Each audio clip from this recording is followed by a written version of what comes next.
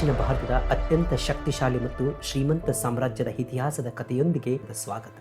ಸ್ನೇಹಿತರೆ, ಮುತ್ತು ರತ್ನಗಳು, ವಜ್ರ ವೈಡೂರ್ಯಗಳನ್ನು ಗುಪ್ತವಾಗಿಡದೆ ಬೀದಿ ಬೀದಿಗಳಲ್ಲಿ ಷೇರುಗಟ್ಟಲೆ ವ್ಯಾಪಾರ ಮಾಡುತ್ತಿದ್ದ ಕಾಲ, ಕಲ್ಲು ಕಲ್ಲುಗಳನ್ನು ಕಂಪಿಸಿ ಸಂಗೀತ ಸ್ವರಗಳನ್ನು ತೇದಂಥ ಸಮಯ, ಇತಿಹಾಸದುದ್ದಕ್ಕೂ ಮರೆಯಲಾರದ ದಕ್ಷಿಣ ಭಾರತದ ಸಾಂಸ್ಕೃತಿಕ ಕಲೆಯನ್ನು ಮೆರೆದಂಥ ಕ್ಷಣ, ಕನ್ನಡ ನಾಡಿನಲ್ಲಿ ಅಚ್ಚಳಿಯದಂಥ ಶಿಲೆಗಳ ಕಲಾಕೃತಿಗಳನ್ನು ಕೆತ್ತನೆ ಮಾಡಿದ ವೇಳೆ, ವಿಶ್ವವೇ ಕನ್ನಡ ನಾಡನ್ನು ತಿರುಗಿ ನೋಡುವಂತೆ ಮಾಡಿ ಇಂದಿಗೂ ದೇಶ ವಿದೇಶಗಳಿಂದ ಪ್ರವಾಸಿಗರನ್ನು ತನ್ನತ್ತ ಸೆಳೆದುಕೊಂಡು ವಿಶ್ವ ಪಾರಂಪರಿಕ ಪಟ್ಟಿಯಲ್ಲಿ ಸೇರಿದ ಸಾಮ್ರಾಜ್ಯವೇ ದ ವಿಜಯನಗರ ಎಂಪೈರ್. ಹೌದು ಸ್ನೇಹಿತರೆ, ನಮ್ಮ ಹೆಮ್ಮೆಯ ಐತಿಹಾಸಿಕ ಸ್ಥಳ ಹಂಪಿ ವಿಶ್ವ ಪಾರಂಪರಿಕ ಪಟ್ಟಿಯಲ್ಲಿ ಸೇರಿದೆ. ಇದಕ್ಕೆ ಕಾರಣ ಈ ಸಾಮ್ರಾಜ್ಯವನ್ನು ಸ್ಥಾಪಿಸಿ ಅಚ್ಚುಕಟ್ಟಾದ ಆಡಳಿತದಿಂದ ಅಭಿವೃದ್ಧಿಪಡಿಸಿ ರಣರಂಗದಲ್ಲಿ ಶೌರ್ಯದಿಂದ ಹೋರಾಡಿ ಸಂಪೂರ್ಣ ದಕ್ಷಿಣವನ್ನೆಲ್ಲ ಆವರಿಸಿ ಬಹುದೊಡ್ಡ ಸಾಮ್ರಾಜ್ಯವನ್ನು ಕಟ್ಟಿದ ವೀರಾದಿ ವೀರರ ಕಥೆಗಳು, ನಾಡಿನ ಕಲೆ ಸಂಸ್ಕೃತಿಗಳನ್ನು ಸಾರುತ್ತಿರುವ ಕಲ್ಲಿನ ರಥ ಮತ್ತು ಸಂಗೀತದಂಥ ಕಂಬಗಳು, ವೈಭವದ ಶ್ರೀಮಂತಿಕೆಯನ್ನು ತೋರುವ ಮಣ್ಣಿನ ಒಳಗಡೆ ಅಡಗಿ ಕೂತಿರುವ ರತ್ನಗಳ ಕುಡಿಕೆಗಳು ಇವು ನೈಜ ಸಾಕ್ಷ್ಯಗಳಾದರೆ, ಕಲ್ಲು ಕಲ್ಲಿನಲ್ಲಿ ಕೆತ್ತಲಾದ ಶಿಲಾಶಾಸನಗಳು ಬರವಣಿಗೆಯ ಸಾಕ್ಷ್ಯಗಳಾಗಿವೆ. ದೂರದ ದೇಶಗಳಿಂದ ಸಪ್ತ ಸಾಗರಗಳನ್ನೇ ದಾಟಿ ವಿದೇಶಿ ವ್ಯಾಪಾರಿಗಳು ಕೃಷಿ ಉತ್ಪನ್ನಗಳಾದ ಸಿರಿಧಾನ್ಯಗಳನ್ನು, ಮಸಾಲ ಪದಾರ್ಥಗಳನ್ನು, ಗಿಡಮೂಲಿಕೆಗಳನ್ನು ಖರೀದಿಸಲು ಆಗಮಿಸುತ್ತಿದ್ದರು. ಮತ್ತೆ ಹಿಂದಿರುಗುವಾಗ ತಮ್ಮ ಸಾಮಗ್ರಿಗಳ ಜೊತೆ ವಿಶ್ವದ ಅತ್ಯಂತ ವೈಭವಶಾಲಿ ನಗರವನ್ನು ಕಂಡ ಕಥೆಗಳನ್ನು ತೆಗೆದುಕೊಂಡು ಹೋಗುತ್ತಿದ್ದರು. ಇಂತಹ ಮಹಾ ಸಾಮ್ರಾಜ್ಯವನ್ನ 3 ಶತಮಾನಗಳ ಕಾಲ ಸಂಗಮ, ಸಾಳವ, ತುಳುವ, ಅರವೀಡು ಎನ್ನುವಂತಹ ವೀರ ವಂಶಸ್ಥರು ಆಳ್ವಿಕೆ ನಡೆಸಿದರು.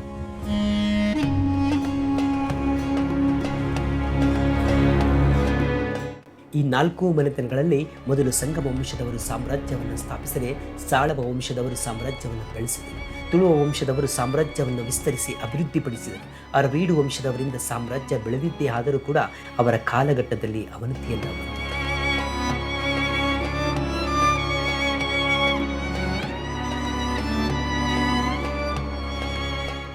ಇಂತಹ ಮಹಾ ಸಾಮ್ರಾಜ್ಯ ಹುಟ್ಟಿ ಅಳಿದಿದ್ದು ಹೇಗೆ? ಅವನತಿಗೊಳ್ಳಲು ಆದ ಸಂಕಷ್ಟಗಳೇ? ಇದರ ಹುಟ್ಟು ಮತ್ತು ಸಾವಿನ ಅಂತರದ ಇತಿಹಾಸದ ಪುಟಗಳನ್ನು ಮತ್ತೆ ಒಂದು ಸಲ ತಿರುಚಿ ನೋಡೋಣ.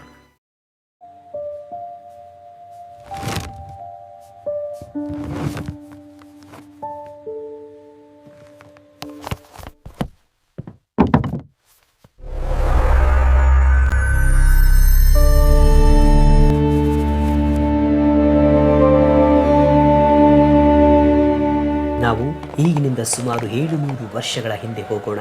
ಕಾಲ 14ನೇ ಶತಮಾನ. ಉತ್ತರ ಭಾರತದಲ್ಲಿ ಒಂದು ಬಿರುಗಾಳಿ ಇಳಿತಿತ್ತು. ಹಿಂದೂ ರಾಜರ ಮನೆತನಗಳು ಅಳಿಸಿ ಮುಸ್ಲಿಂ ರಾಜ ಮನೆತನಗಳಾದ ದೆಹಲಿ ಸುಲ್ತಾನರು ತಮ್ಮ ಪ್ರಾಬಲ್ಯವನ್ನು ಮೆರೆದು ಉತ್ತರ ಭಾರತವನ್ನು ತಮ್ಮ ಕಪಿಮುಷ್ಟಿಯಲ್ಲಿ ಹಿಡಿದುಕೊಂಡಿದ್ದರು. ಆ ಸಮಯದಲ್ಲಿ ದೆಹಲಿಯ ಸಿಂಹಾಸನದ ಮೇಲೆ ಏರಿ ಕುಳಿತಿದ್ದ ಭಯಾನಕ ಶಕ್ತಿ ರೂಪದ ಮಹತ್ವಾಕಾಂಕ್ಷಿ ಸುಲ್ತಾನ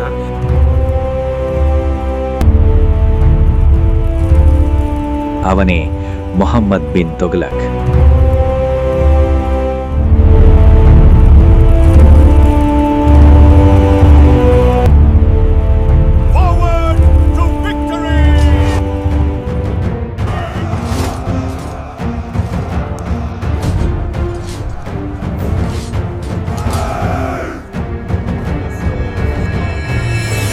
ಅವನು ಕೇವಲ ರಾಜನಾಗಿರಲಿಲ್ಲ, ಸಮುದ್ರದ ಅಲೆಗಿಂತಲೂ ಘೋರವಾದ ಆಕ್ರಮಣದ ಅಲೆಯಾಗಿದ್ದ. ಸಾಮ್ರಾಜ್ಯ ವಿಸ್ತರಣೆಯಲ್ಲಿ ಆರ್ಭಟಿಸುತ್ತಿದ್ದ. ಇದರಿಂದಾಗಿ ಭಾರತದೆಲ್ಲೆಡೆ ಆಕ್ರಮಣದ ನೆರಳು ಹರಡಿತ್ತು. ಅವನ ದೃಷ್ಟಿ ಬರೀ ಉತ್ತರ ಭಾರತದಲ್ಲೇ ನಿಲ್ಲಲಿಲ್ಲ. ಅವನ ಕಣ್ಣುಗಳು ಈಗ ದಕ್ಷಿಣದತ್ತ ತಿರುಗುತ್ತಿದ್ದವು. ಇವನ ಸೈನ್ಯದ ರಭಸಕ್ಕೆ ಒಂದೊಂದು ರಾಜ್ಯ, ಒಂದೊಂದು ಕೋಟೆ ಅವನ ಕತ್ತಿಯ ಎದುರು ತಲೆಬಾಗತೊಡಗಿದವು. ಭಯ, ಅಶಾಂತಿ, ರಕ್ತಪಾತ ದಕ್ಷಿಣ ಭಾರತದ ಭೂಮಿಯನ್ನ ಕಂಪಿಸತೊಡಗಿತು. ಇದರಿಂದಾಗಿ ಕೆಲವು ರಾಜ್ಯಗಳು ಒಪ್ಪಂದ ಮಾಡಿಕೊಂಡು ಬೇರೆ ದಾರಿಯಿಲ್ಲದೆ ಕಪ್ಪ ಕಾಣಿಕೆಯನ್ನು ಕೊಟ್ಟು ನಾಶದ ಅಂಚಿನಲ್ಲಿ ಹುಯಿದವು.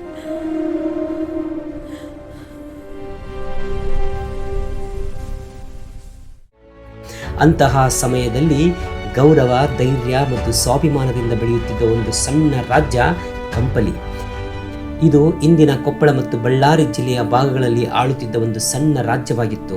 ಈ ಕಂಪಲಿ ರಾಜ್ಯದಲ್ಲಿ ಒಬ್ಬ ಧೈರ್ಯಶಾಲಿ ಮತ್ತು ಶಕ್ತಿಶಾಲಿ ರಾಜನಾದ ಕಂಪಲಿ ದೇವ ಎಂಬ ರಾಜ ಈ ಸಾಮ್ರಾಜ್ಯವನ್ನು ಆಳುತ್ತಿದ್ದ. ಈ ರಾಜ್ಯದಲ್ಲಿ ಒಬ್ಬ ಮಾಜಿ ಸೈನ್ಯಾಧಿಕಾರಿಗೆ 5 ಜನ ಮಕ್ಕಳಿದ್ದರು. ಇದೇ ಈ 5 ಜನ ಮಕ್ಕಳಲ್ಲಿ ಜನಿಸಿದವರೇ ವಿಜಯನಗರ ಮಹಾ ಸಾಮ್ರಾಜ್ಯದ ಸೃಷ್ಟಿಕರ್ತರಾದ ಅಕ್ಕ ಬುಕ್ಕ ಅಲಿಯಾಸ್ ಹರಿಹರ ಮತ್ತು ಬುಕ್ಕರಾಯ.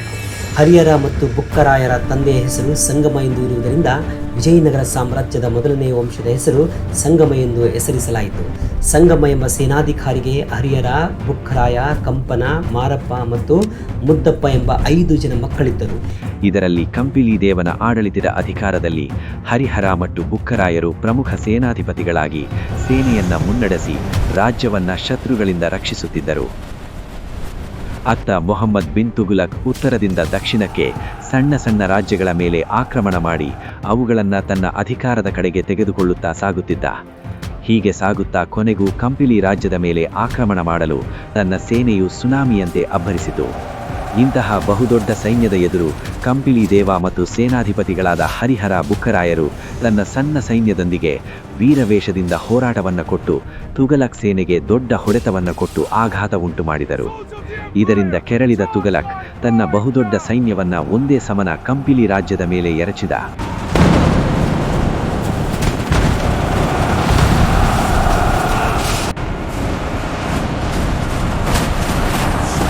ಇದರಿಂದಾಗಿ ಹೆಚ್ಚು ಹೊತ್ತು ಹೋರಾಟ ಮಾಡಲಾಗದೆ ಕಂಪಿಲಿ ರಾಜ್ಯ ಸೋಲಿನ ಸುಳಿಯಲ್ಲಿ ಸಿಲುಕಿಕೊಂಡಿತು.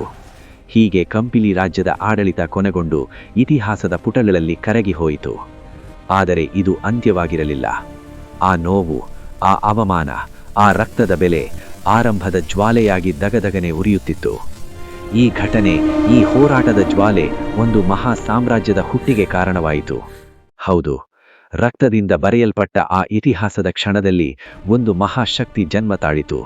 ಅದು ಕೇವಲ ಒಂದು ಸಾಮ್ರಾಜ್ಯವಲ್ಲ, ಒಂದು ಸಂಸ್ಕೃತಿ, ಒಂದು ಶಕ್ತಿ, ಒಂದು ಸ್ವಾಭಿಮಾನ. ಅದವೇ ದಕ್ಷಿಣ ಭಾರತದ ಮಹಾನ್ ವೈಭವ, ದ ವಿಜಯನಗರ ಎಂಪೈರ್.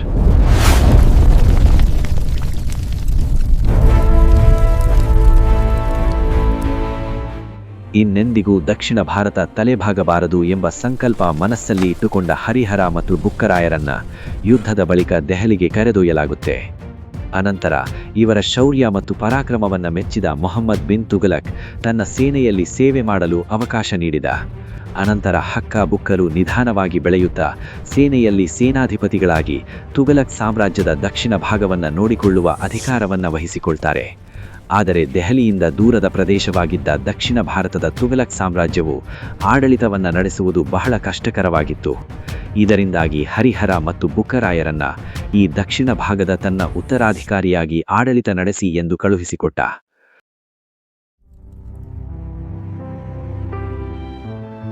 ಆದರೆ ಸೋಲಿನ ಕಹಿಯನ್ನ ಕಂಡ ಈ 2 ಹುಲಿಗಳಿಗೆ ಸ್ವಾತಂತ್ರ್ಯ ಮತ್ತು ಸೇಡು ತೀರಿಸಿಕೊಳ್ಳುವ ಕಿಚ್ಚು ಎದೆಯಲ್ಲಿ ಧಗಧಗನೆ ಉರಿಯುತ್ತಿತ್ತು.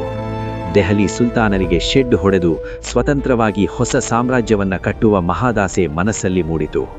ಅದೇ ಸಮಯಕ್ಕೆ ಸರಿಯಾಗಿ ವಿದ್ಯಾರಣ್ಯ ಎಂಬ ಪಂಡಿತ, ತತ್ವಜ್ಞಾನಿ, ವೇದ, ಶಾಸ್ತ್ರ ಮತ್ತು ಶಸ್ತ್ರಾಸ್ತ್ರಗಳಲ್ಲಿ ಪರಿಣಿತಿ ಹೊಂದಿದ್ದ ಋಷಿಮುನಿಗಳ ಭೇಟಿಯಾಗುತ್ತೆ.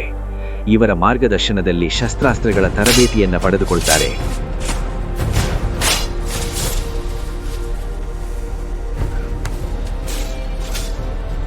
ಹೀಗೆ ಕೆಲವು ಕಾಲಗಳು ಉರುಳಿದ ನಂತರ ವಿದ್ಯಾರಣ್ಯರವರ ಕಠಿಣ ಶಿಸ್ತುವಿನ ಮಾರ್ಗದರ್ಶನದಂತೆ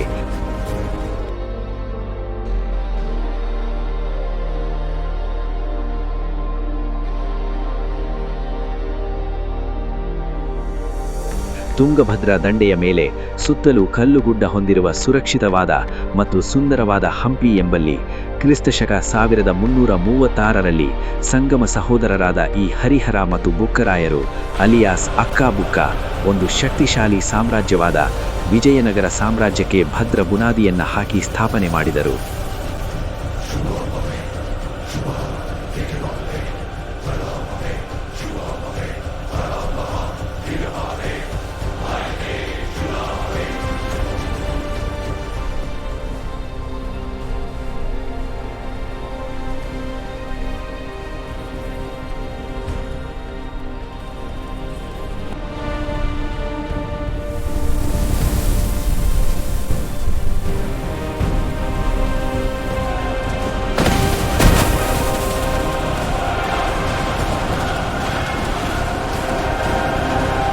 ಮೊದಲು ಇದು ವಿದ್ಯಾರಣ್ಯ ಋಷಿಗಳ ಮಾರ್ಗದರ್ಶನದಲ್ಲಿ ಸ್ಥಾಪಿಸಲ್ಪಟ್ಟಿರುವುದರಿಂದ ವಿದ್ಯಾನಗರ ಎಂದು ಹೆಸರಿಡಲಾಗಿತ್ತು. ಅನಂತರದ ದಿನಗಳಲ್ಲಿ ಇದನ್ನು ವಿಜಯನಗರ ಎಂದು ಬದಲಾಯಿಸಲಾಯಿತು.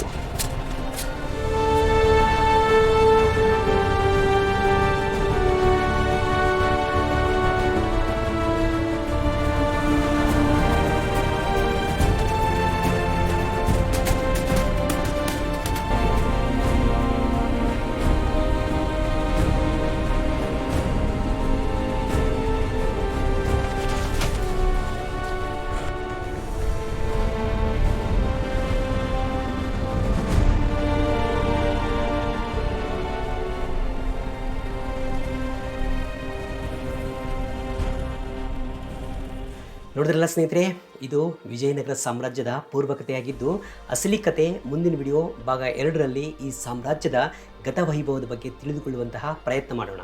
ಈ ವಿಡಿಯೋ ಹೇಗಿದೆ ಅಂತ ಕಮೆಂಟ್ ಮಾಡಿ. ಪಾರ್ಟ್ 2 ಬೇಕೆನ್ನುವರು ಪಾರ್ಟ್ 2 ಅಂತೇಳಿ ಕಮೆಂಟ್ ಮಾಡಿ. ಹಾಗೆ ಈ ವಿಡಿಯೋ ಮಾಡೋದಕ್ಕೆ ಭಾಳಷ್ಟು ಎಫರ್ಟ್ ಹಾಕಿದ್ದೀವಿ. ದಯವಿಟ್ಟು ವಿಡಿಯೋ ಇಷ್ಟ ಆಗಿದ್ದರೆ ಲೈಕ್ ಮಾಡಿ ಮತ್ತು ಹೆಚ್ಚಿನ ಸಂಖ್ಯೆಯಲ್ಲಿ ಶೇರ್ ಮಾಡಿ. ನಿಮ್ಮ ಸಪೋರ್ಟೇ ನಮಗೆ ಸ್ಫೂರ್ತಿ. Thank you for watching. Will you see you next video.